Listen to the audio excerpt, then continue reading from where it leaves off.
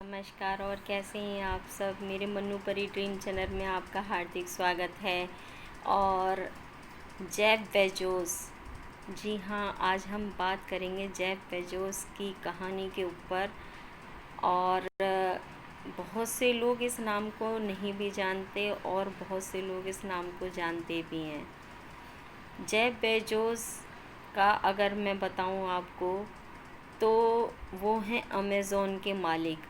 जी हाँ, बिल्कुल, Jeff Bezos Amazon के मालिक हैं, जिन्होंने एक बहुत छोटे से गैराज से काम शुरू किया था और आज वो इतने बड़ी एक हस्ती हैं। और अमेज़न को कौन नहीं जानता, सभी जानते हैं। जी हाँ, बिल्कुल, एक छोटे से गैराज से शुरू की थी उन्होंने ये कहानी, और आज सभी के सामने है कि वो क्या हैं। 12 लाख करोड़ के मालिक हैं वो, ठीक है, जिसको दुनिया सैल्यूट करती है। तो मैं आज जो मैंने उनका नाम लिया है, आपको पता है मैं जल्दी से किसी का नाम नहीं बोलती हूँ, लेकिन आज जो मैंने ये नाम लिया है उसकी वजह ये है कि मैं हमेशा ये चाहती हूँ कि देखिए, किसी के बोलने से, किसी को मोटिव करने से मेरा हमेशा ये टारगेट रहता है। और मैं तो कुछ भी नहीं, मैं यूट्यूब पे इतनी अच्छी अच्छी वीडियो होती हैं, लेकिन क्या पता किसके कहने से, कहाँ समझने से किसी के दिमाग में कोई बात बैठ जाए और वो उस चीज़ को फॉलो करके अपनी लाइफ में आगे कामयाब हो जाए। एक बहुत ही साधारण से इंसान की ये कहानी है, जो मैंने आपको अभी जो नाम लिया मैंने आपके सामने, ठीक है। और मैंने अपनी पिछली वीडियो भी जो बनाई थी, मैंने उसमें भी आपको बताया था कि हर कामयाब इंसान के पीछे कोई बहुत ही दर्द भरी कहानी होती है, बताया था ना आपको। और हमेशा हमें आगे जो हमारी सोच होती है ना लाइफ में बढ़ने की, जो हमारे किसी भी चीज़ की जो हमारी सोच होती है ना कि हमें ये चीज़ करनी है, वो उसके सोच से ही पैदा होती है कि हमें आगे करना क्या है, ठीक है। आगे जो हमें करना है वो सिर्फ़ और सिर्फ हमें करना है। और हमेशा कभी भी आगे बढ़ने के लिए, कुछ करने के लिए हमेशा हमें कंफर्टेबल जोन से बाहर रहना चाहिए। मतलब अगर मैं बात करूं, कंफर्टेबल जोन का मतलब है कि जहां आपको सारी सुख सुविधाएं मिल रही हों, जहां आपके लिए सब चीज़ें टाइम से आपको मिल रही हों, वहाँ से अगर आपको कुछ अपनी हस्ती बनानी है, अपना नाम एक आपको रखना है कि नहीं जी, मुझे तो अपने दम पे ही अपना नाम करना है, जहाँ मुझे मेरे नाम से लोग जाने, तो वहाँ उस चीज़ को कहते हैं कंफर्टेबल जोन, जो कि आपको अनकंफर्टेबल बनाना है। मीन्स जहाँ आपको किसी चीज़ की सुविधा ही ना हो, जहाँ आप एक एक पैसे के लिए मोहताज हों,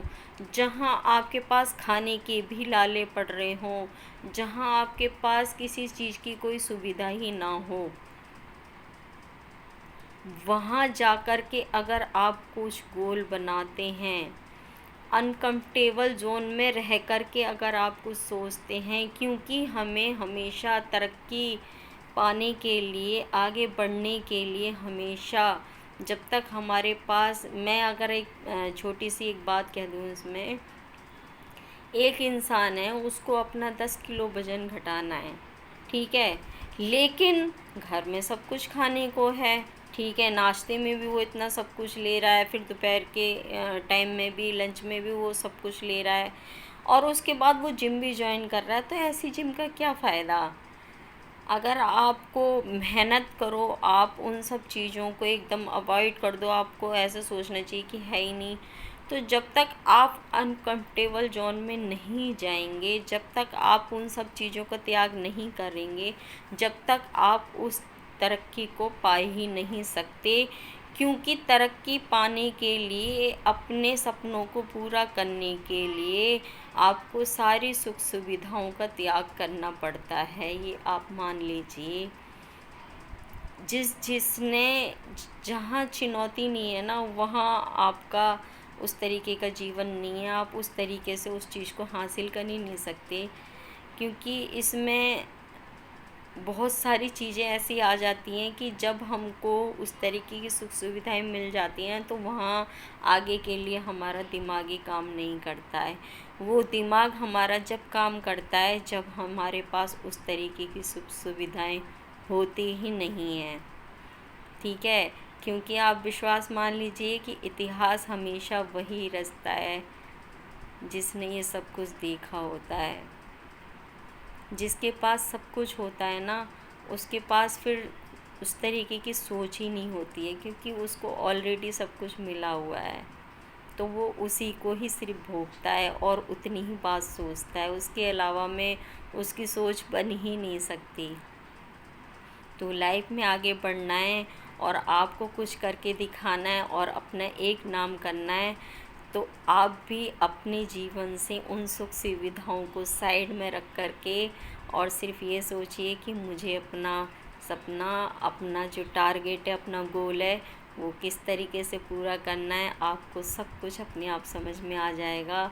और अपने अंदर की हिम्मत को ना हारने दें, अपने सोच को हमेशा पॉजिटिव रखें, सच्चाई की लड़ाई लड़ें और हमेशा एक पावर अपने अंदर रखें कि परमात्मा में ही आत्मा है और आत्मा हमारे अंदर है, और यही आपकी असली पहचान है। और ये स्माइल तो हमेशा रहनी चाहिए, ये मैं हमेशा कहती हूँ।